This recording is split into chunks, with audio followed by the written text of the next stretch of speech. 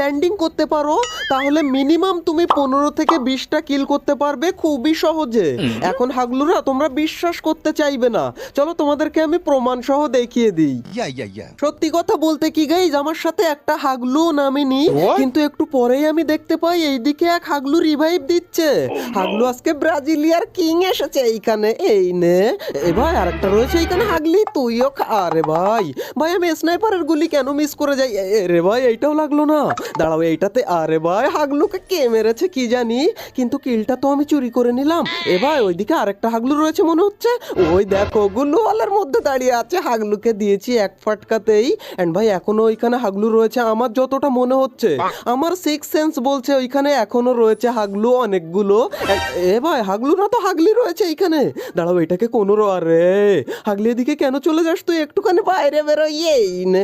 আরে ভাই রে ভাই 99 এর লেগেছে